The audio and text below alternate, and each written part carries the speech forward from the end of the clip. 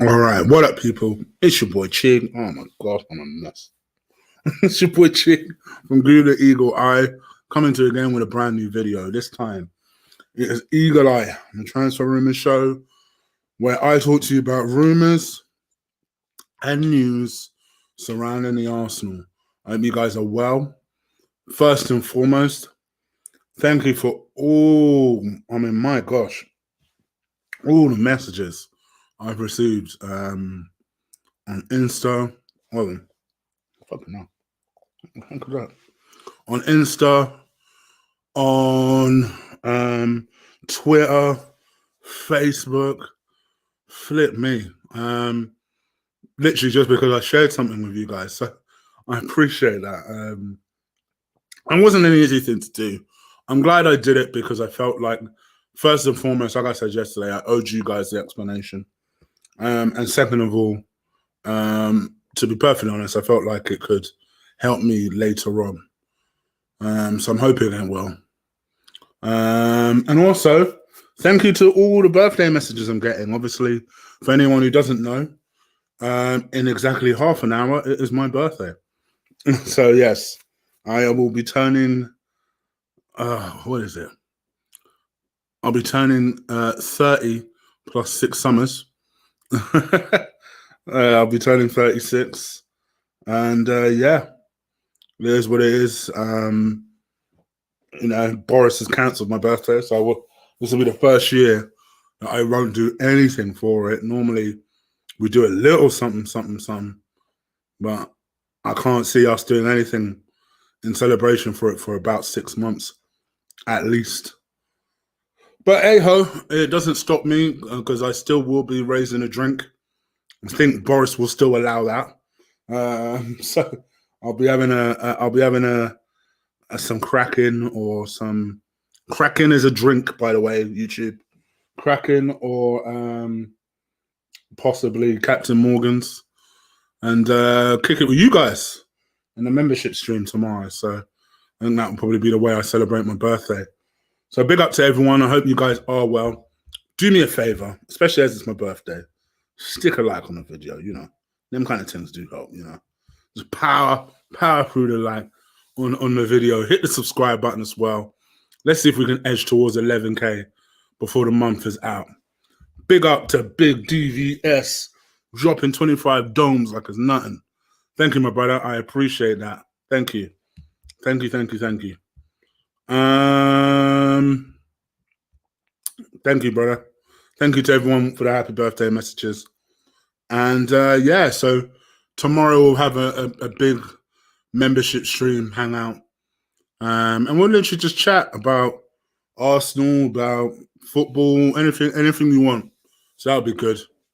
For those who are wondering as well, I have watched the entire season of Cobra Kai 3, season 3.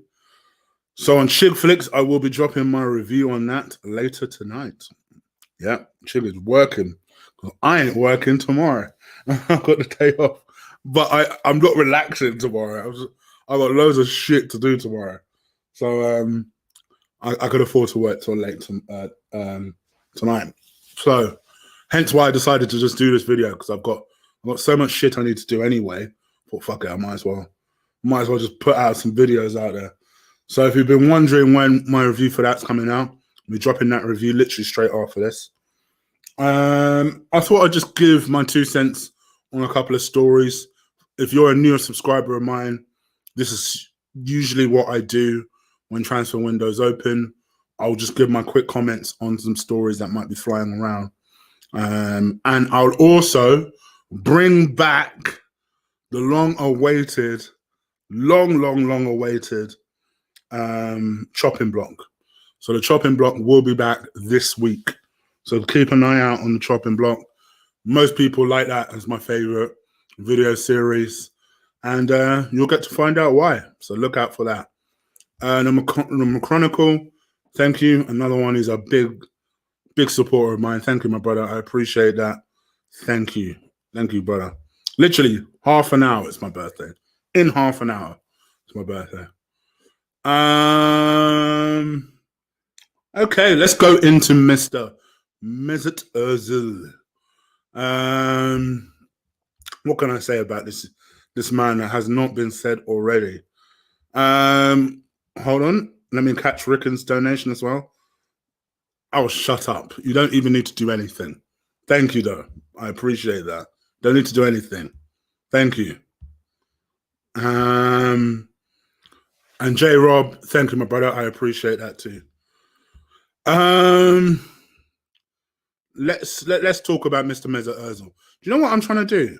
I'm so out of practice with it though. I'm trying to find a flipping picture of him, and I can't find one. So it's making me look like I'm stalling. Like, yeah, I can't find a picture of Mr. Mesut Ozil. I'll tell you what I will do though, until I find one. No. You know what? Mr. Ozil's the story. I'm going to keep going and pretend like it's a seamless transition. Oh no, I found one. There you go. Very appropriate. Mr. Mesut Ozil. Well, it looks like, and I'm treading carefully because over the years, I've said this way too many times and it turns out to be some bullshit. But it looks like he may be edging closer to being away from the club. Basically, I think on his Insta, I think he's in Istanbul at the moment. Took a picture on his Instagram talking about how much he admired the city. And I know that he's been linked with Istanbul for some time. I know that Istanbul these days are quite a top Turkish team. That's no disrespect to any Istanbul supporters. I don't know the Turkish league that well. When I was growing up, Galatasaray used to run shit. So, you know, I used to have a lot of Turkish friends and a lot of Galatasaray friends. So, but from my understanding now, it's Istanbul that runs a lot of stuff. And Fenerbahce are more of a team these days that are quite a lowly team. Like there's this belief that they can't afford Mesut Ozil. But if you know anything about Mesut Ozil, he grew up as a Fenerbahce supporter. And there was always this belief that once he left Arsenal, in fact, I think this was something he actually said once, that if he didn't spend the rest of his career at Arsenal, he could quite comfortably see himself moving to Fenerbahce. Well, there seems to be some confusion today because I've seen two very conflicting stories. One story talks about, which is from James Benge, which is, I think he's a Football London writer. And he talks about the fact that DC United have actually made a move for Mesut Ozil. This one, now I find this particular move quite interesting, so I'm going to come back to it. But I'll talk about the Fenerbahce one very quickly. And that is the fact that he was in Istanbul for talks today to see if it was possible to play for Fenerbahce. From his perspective, there's no pressure on him moving. I mean, his situation doesn't really change. He could literally just sit there and rot on the bench for the next 6 months, and that will be his contract done. And I think most people quietly expected that to happen. But even Mesut Ozil must be thinking, fuck, I'm bored watching these motherfuckers play football and I'm not doing shit. So I'm sure he's probably sat there thinking, well, if I can play for someone in the meantime, I may as well, especially if I'm not losing out cash-wise. To me, it makes all the sense in the world. I don't know why he wouldn't do that.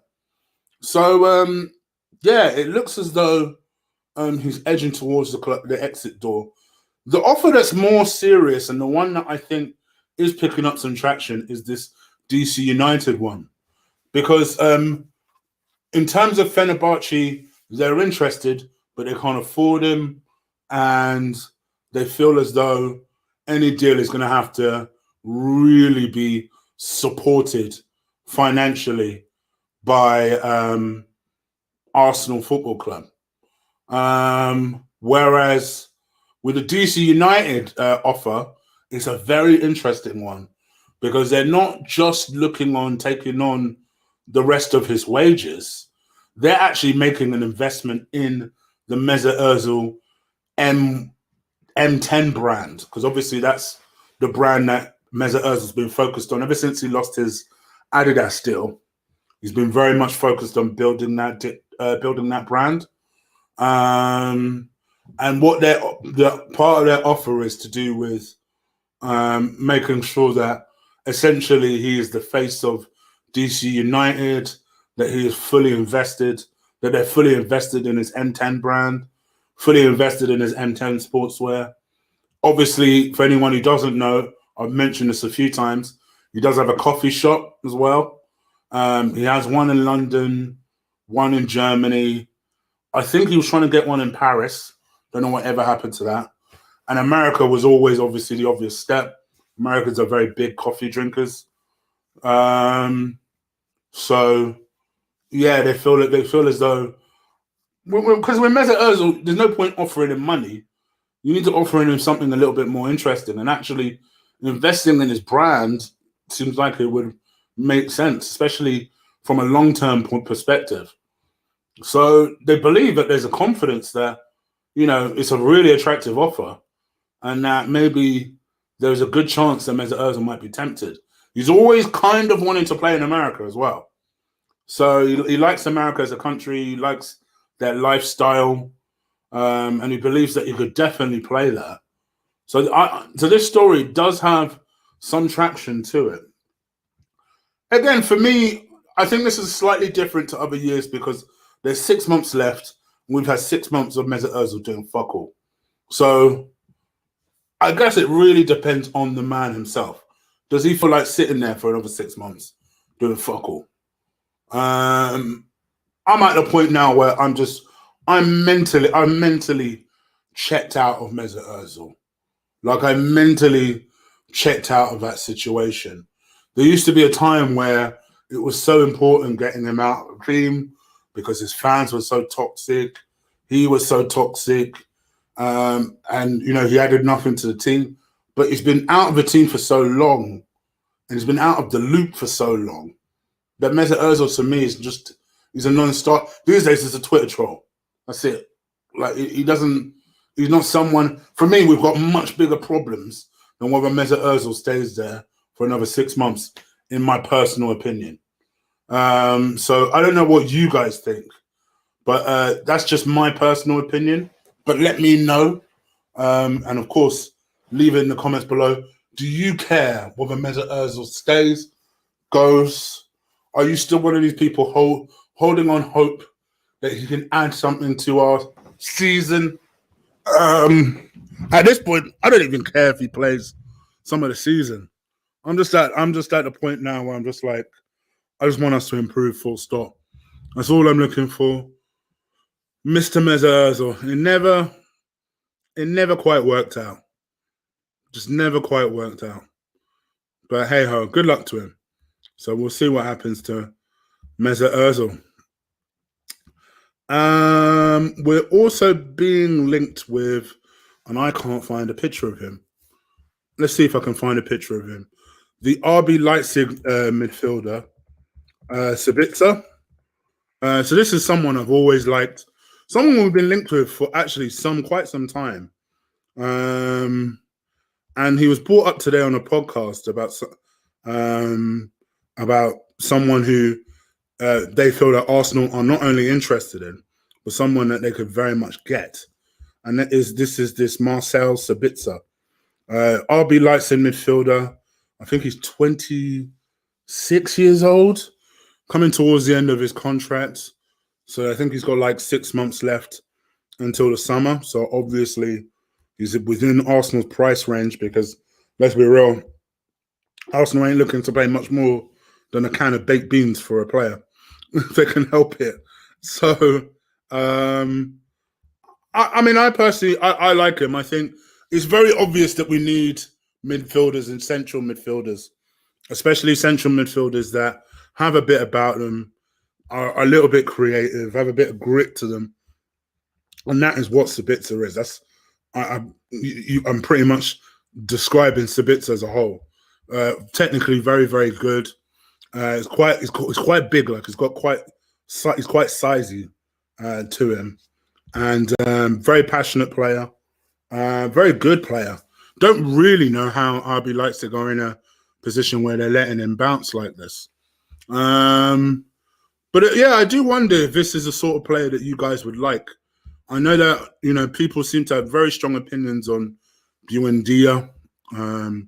Even speaking to Lee over it with his show today, he reiterated, almost doubled down on what he was saying the other day about how he really doesn't want Buendia as part of the team. I don't know why he wouldn't. I think Buendia is a great technical player that provides a lot of good chances. I think Sabitzer, though, is someone who I think can also add a lot to the team. So I guess from my perspective, guys, what would you guys? I mean, is there someone that you think you would like? He gets goals, he gets assists, can play anywhere in that central midfield, can play as at number 10, can play deeper, tends to play deeper. So I guess, he's very good at long shots, cross the ball. He's just a very good passer of the ball. Very, very good passer of the ball.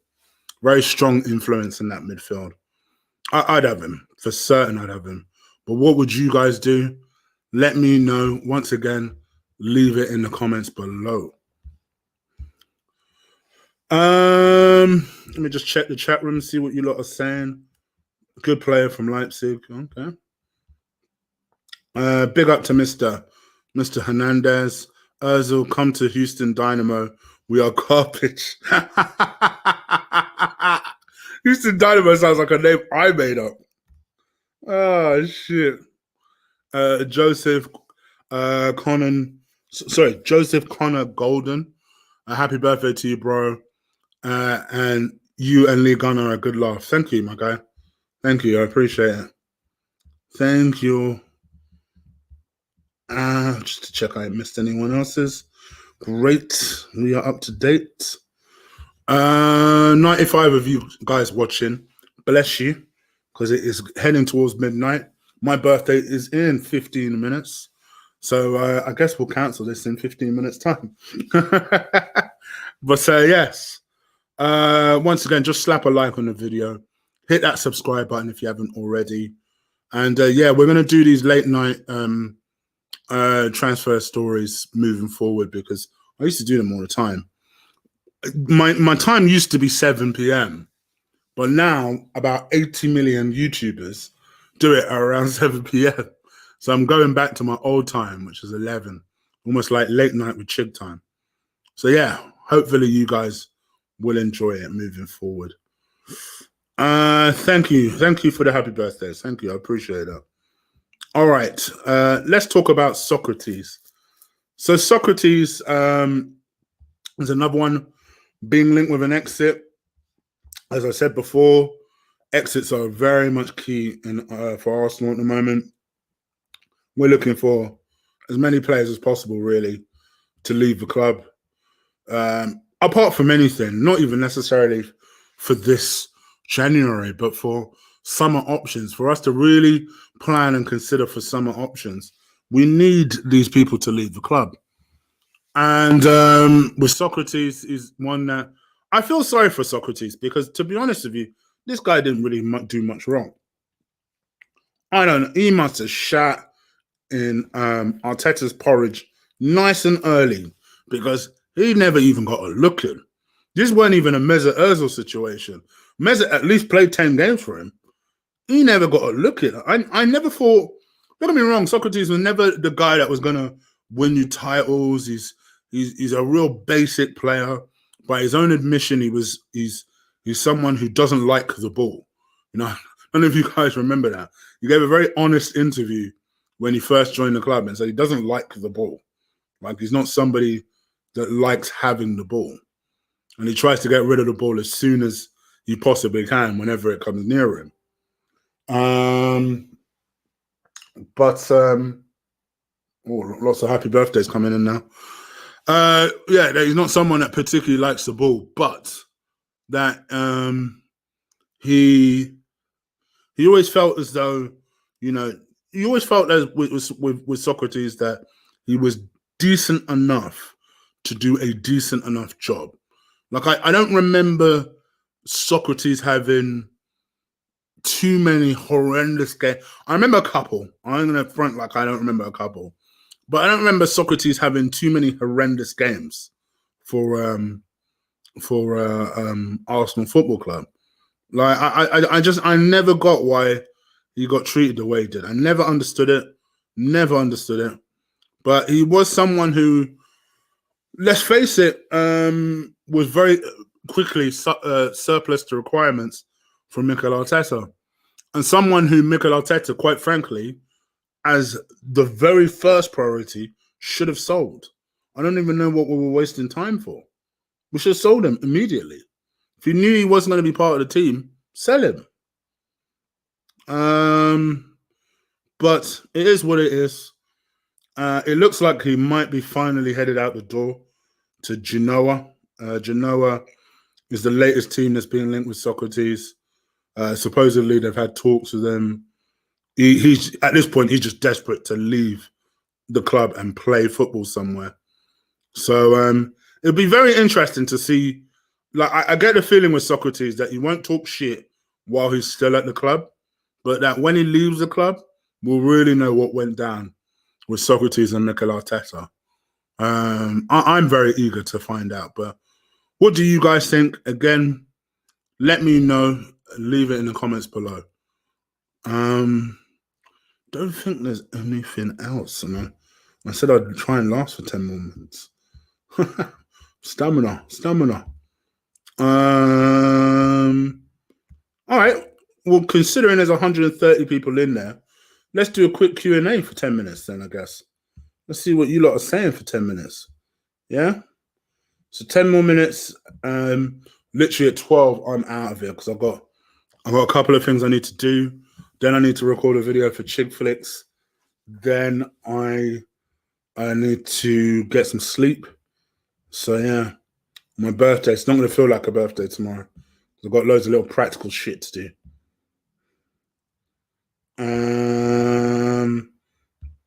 All right, let's see what you're saying.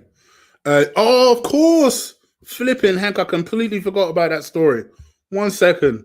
1 flipping second. Yes, of course. Hold on. Wait a minute. You'll see why I've said it. Hold on. What is his second name? Dr. Coetti. Oh, how did I forget that story? I heard that story early on in the day. Hold on. So Wolves are obviously looking for a striker because we took out theirs by accident.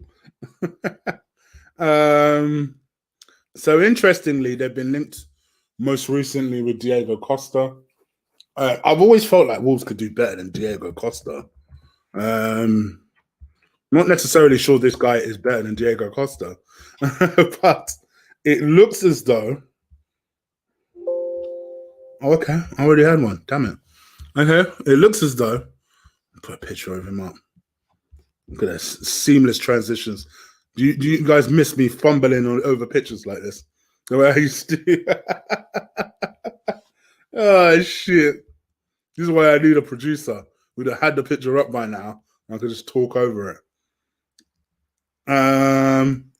It looks as though Wolves are being linked with a £20 million bid. A £20 million bid for this young man, which just seems nuts to me. 20 million? I'd have taken 10. What are you talking about? 20 million? I'll be honest, I think Wolves can do better. The problem with Eddie is this. I think the guy will run all day long for you.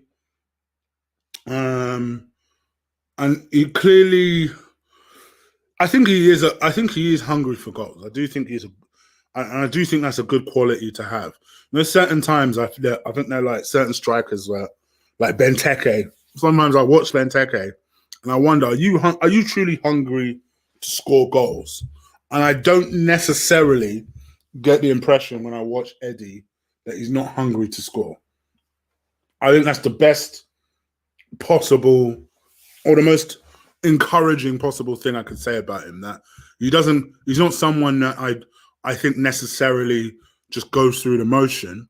I do think he's hungry to score goals. I do think he tries to put in as much effort as possible to score. The problem is, I just don't think he's good enough. I think he's one of them guys where if you tell him to try and cut off that last minute pass back, make it awkward for a goalkeeper, that's where he gets his goals. He's not someone that's ever gonna go on a gallop and shoot for you.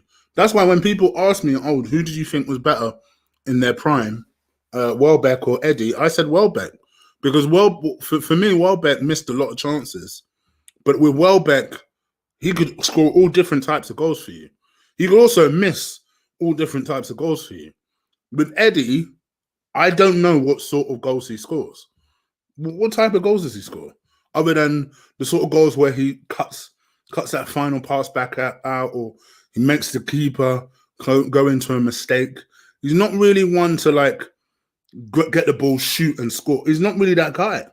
His shot is not that good. You know, he's not really a header of the ball. I've seen him score a header, yeah, sure. I know somebody's going to tell me some shit. I've seen him score a couple of headers this season. He's not that guy. He's just not. You know, he's someone who, and obviously if you know, you know, I personally tried to back him as much as possible this season when me and Lee had a bet over him and Watkins. And I thought to myself, the reason I thought that Eddie might actually beat Watkins scoring-wise was because I felt like, well, Watkins only has the Premier League and maybe a couple of short runs in the Cup.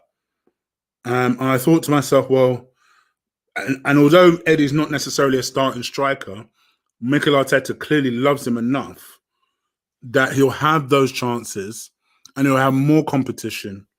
That you'll have more competition to try and score, or more competitions to try and add to his tally. And it's just every time I see him, I'm just disappointed, and it pisses me off because, you know, I look at someone like him, and then I compare him to say someone like Balogun, right? And people will say, "Oh, well, you're biased because Balogun's Nigerian." I keep saying this, motherfucker. Half of Hale End is Nigerian, so let's move that aside for a second. All right. Balogun to me is someone who has a lot more guile. Like he just looks like someone who, you know, is going to get the ball and is going to create problems. He'll collect the ball and he'll run at you. He'll collect the ball, hold the ball up, and try and link people in. You know, I like that. To me, that's what I want from a striker. You know, that's why people say, "Well, how do you know he's better than Ed?" You can just tell him. You can tell. If you know football, you can tell. You can tell. You can tell that one of these guys is going to make life difficult for you, and one of these guys is going to really test you. That's as simple as that. One of these guys is going to make life tricky in the sense that he's going to work hard, he's going to close gaps down, and that's basically it. And then one of these guys is going to create problems. One of these guys clearly has confidence and is going to try and take you on. And we know this. We know who I'm talking about when I describe the two players like that. So it is what it is. But you know, for 20 million, I'll gift wrap him myself. I'll gift wrap him myself. You kidding me? Flipping heck. When I heard that story, I was like, Wolves, it's up to you, my guy. But the one thing I'll say, you know, don't be surprised if my man improves him. Because it may just need someone like a coach like a Nuno to go in there and just add that final piece of the puzzle for Eddie, where he becomes a decent enough striker. I've always probably harshly compared him to a Dwight Gale. Dwight Gale was always a good championship striker, but he was good on the basis that he was lightweight, he was nimble, and he used to score goals that way. With Eddie, I think he's nimble. I don't necessarily think he's lightweight. I think he's nimble. I think he's industrious. And that's all I can really say for him. If he adds a bit of guile to him, and maybe Nuno can do that, who knows? He's 22 years old, 23 years old. This is the key part of his career as well. The key part of his career.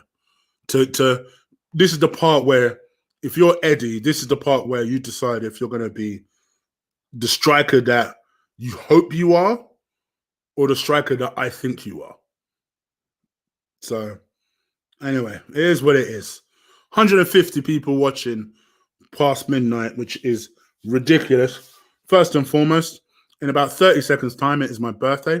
So please do slap a like on the video and hit that subscribe button if you haven't already. Feel free to hit the join button, because tomorrow I will be doing a membership stream, a birthday membership stream for myself. Tomorrow, literally just be me kicking it. We'll be talking about anything you guys want, Arsenal related. So yeah, make sure you guys don't miss tomorrow's stream. I'm going to put that stream at 9. That's going to be at 9 o'clock tomorrow. I think that is pretty much it. So yes, 11:59. Let me quickly check on the messages. Chig, would you get Coutinho? No, the Coutinho thing has flown by for me. Yeah, not for myself. Not for myself. Happy birthday, happy birthday, happy birthday. Thank you. It's officially my birthday, at least in the UK. If you are in a country in Europe or in Australia, it's been my birthday for a while. So yes, thank you. I appreciate that. Thank you very much. All right, I'm going to head out of here. Like I say, please do hit a final like on the video. Hit the subscribe button if you haven't already. And I'm going to take my apparently 46-year-old ass out of here, when I'm really 36, just to clarify. And I'm going to head up out of here. So you guys enjoy yourself, and I'll be back again tomorrow. Hopefully shaven and looking a little bit more cleaner than this bullshit. All right, I'm out of here. Take care. Peace.